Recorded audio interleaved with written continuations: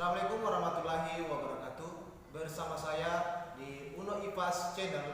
Jangan lupa subscribe, like, dan share.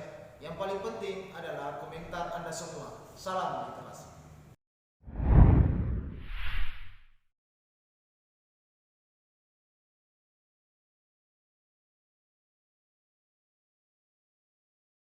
Assalamualaikum warahmatullahi wabarakatuh.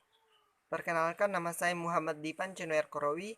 Saya dari kelas 10 MIPA 1 SMA Negeri 1 Kodeoha. Alamat saya Desa Kalukaluku, Kecamatan Kodeoha, Kabupaten Kolaka Utara. Pada video kali ini, saya akan bercerita tentang salah satu kisah Nabi dan Rasul, yaitu kisah Nabi Musa alaihissalam saat membelah Laut Merah. Tapi sebelum saya lanjut bercerita, saya ingin mengucapkan kepada teman-teman semua selamat menunaikan ibadah puasa.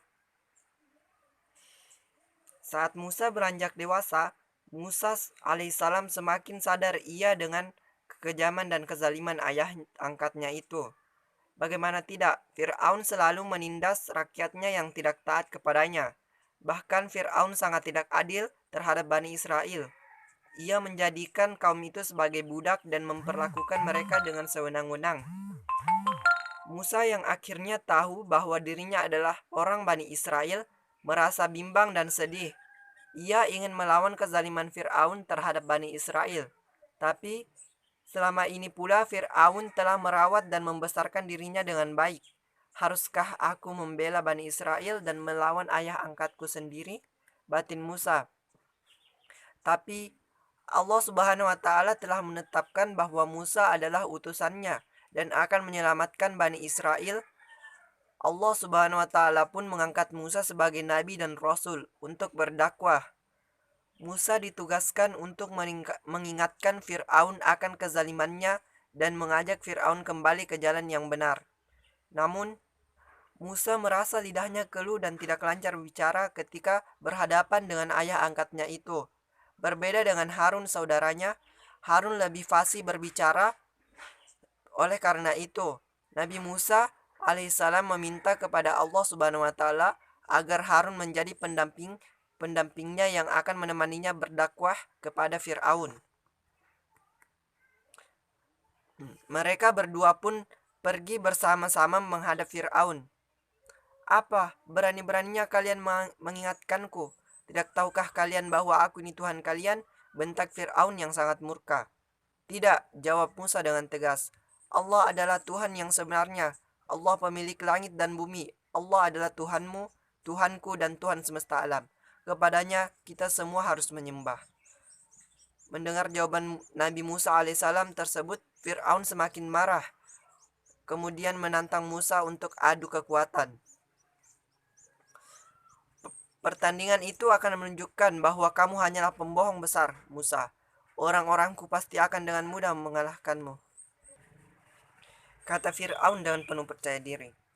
Baiklah, kupenuhi tantanganmu itu, jawab Musa. Hari adu kesaktian pun tiba. Arena pertandingan tampak begitu ramai. Banyak orang yang ingin melihat langsung peristiwa yang tidak biasa itu. Mereka ingin membuktikan apakah Nabi Musa alaihissalam benar-benar utusan Allah Subhanahu wa Ta'ala ataukah Nabi Musa alaihissalam hanya membodohi orang-orang Bani Israel. Suasana sangat tegang saat pertandingan dimulai. Sebagian besar penonton berlari menjauhi lapangan ketika tali-tali yang dilemparkan tukang sihir Fir'aun berubah menjadi ular-ular berbisa yang ganas. Ular-ular itu memangsa apapun yang ada di sekitarnya.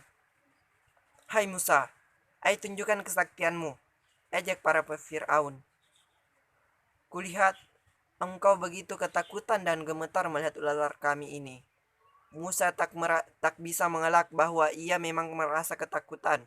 Dalam kekhawatirannya itu, Allah Subhanahu wa Ta'ala memerintahkan Nabi Musa alaihissalam untuk melemparkan tongkatnya ke dalam lapangan. Para penyihir Fir'aun, Raja Fir'aun sendiri, dan bahkan seluruh penonton di lapangan seketika terbelalak. Mereka merasa takjub sekaligus tidak percaya dengan apa yang mereka lihat. Sebagian penonton merasa takjub dan sebagiannya lagi merasa ngeri ketakutan dan apa yang mereka lihat. Ternyata tongkat Nabi Musa alaihissalam berubah menjadi ular raksasa. Ular itu dengan lahap menelan semua ular-ular penyihir Raja Fir'aun tanpa tersisa seekor pun.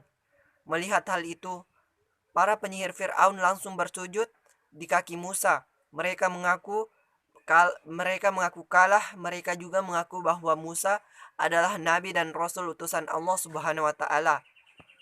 Para penyihir itu pun menyatakan keimanannya kepada Allah Subhanahu wa taala di hadapan Musa. "Kami beriman kepada Tuhanmu, hai Musa," ucap mereka. Allah Subhanahu wa taala berfirman, Lalu para pesihir itu menunduk bersujud seraya berkata, "Kami telah percaya beriman kepada Tuhanmu, Harun dan Musa." Quran Surat Toha ayat 70. Berbeda dengan Fir'aun, ia tak bisa menerima kekalahan itu. Ia justru menjadi semakin murka begitu mengetahui para penyihirnya sendiri telah bersujud dan beriman kepada Tuhan Nabi Musa dan Harun. Dan orang-orang sadar bahwa Fir'aun memang hanya orang biasa dan bukan Tuhan yang patut disembah. Semakin banyak orang pula yang menjadi pengikut Musa. Musa adalah dari doa-doa kita selama ini, bisik orang-orang Bani Israel satu sama lain. Dia dikirim oleh Tuhan untuk membebaskan kita dari perbudakan Fir'aun yang kejam itu. Orang-orang Bani Israel menaruh harapan yang sangat besar terhadap Musa. Mereka berharap Musa dapat mengakhiri penderitaan mereka. Sejak kekalahan yang menyakitkan itu, kemarahan Fir'aun semakin menjadi-jadi. Di berbagai tempat terlihat prajurit Fir'aun menyiksa orang-orang Bani Israel secara kejam. Untuk kesalahan yang sangat kecil saja, orang-orang Bani Israel itu bisa tewas di senjata para prajurit Fir'aun. Musa, sampai kapankah kiranya kami mengalami penyiksaan dan penindasan ini? Adu Bani Israel kepada Musa. Tidak bisakah engkau menyelamatkan kami dan mengakhiri semua penderitaan kami di negeri ini? Musa pun sebenarnya masih bingung melawan Fir'aun dan dengan kekuatan prajuritnya yang sangat luar biasa. Bukanlah hal yang mudah, bahkan bisa dianggap mustahil. Hingga kemudian Musa mendapat perintah dari Allah Subhanahu wa taala untuk membawa seluruh Bani Israel pergi dari Mesir menuju tanah Kan'an. Kan'an adalah asal-usul leluhur Bani Israel yang berada di sebelah timur Mesir. Rencana besar itu pun disampaikan secara sembunyi-sembunyi di antara orang-orang Bani Israel.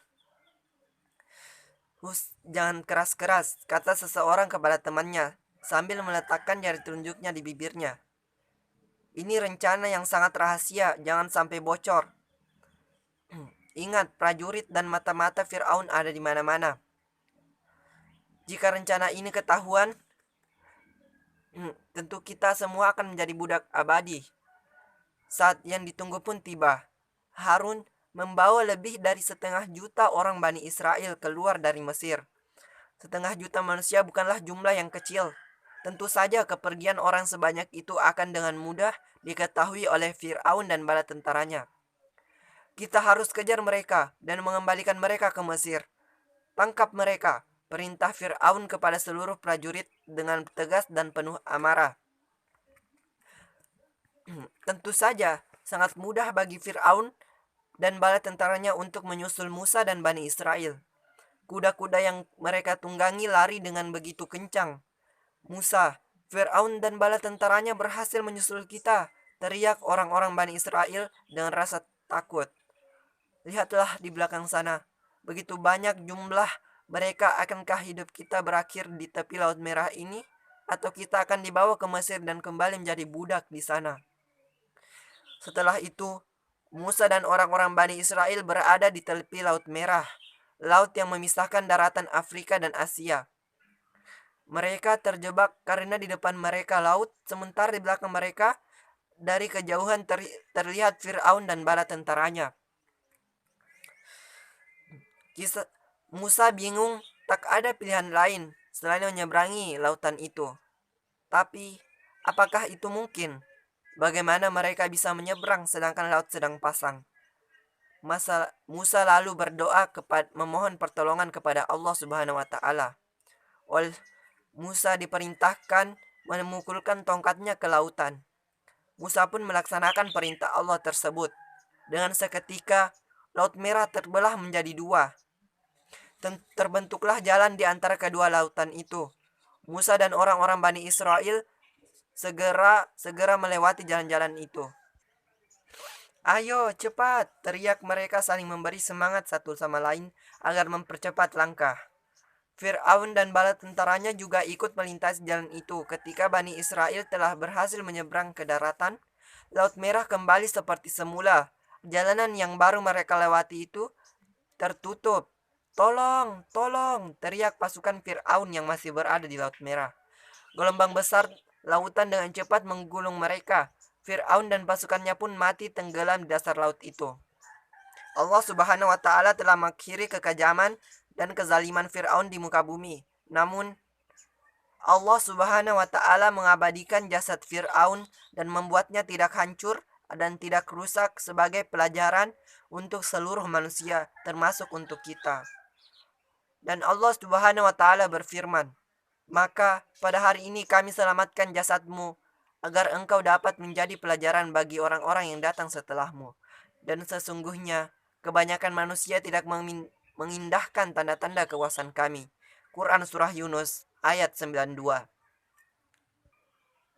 Nah, kawan-kawan, itu tadi singkat cerita dari kisah Nabi Musa alaihissalam. Jadi, kezaliman dan kesombongan itu akan musnah dan Allah Subhanahu wa Ta'ala Maha Kuasa atas segala sesuatu. Semoga cerita yang saya sampaikan tadi dapat bermanfaat bagi kita semua, terutama bagi diri saya sendiri. Saya akhiri dengan ucapan Assalamualaikum warahmatullahi wabarakatuh.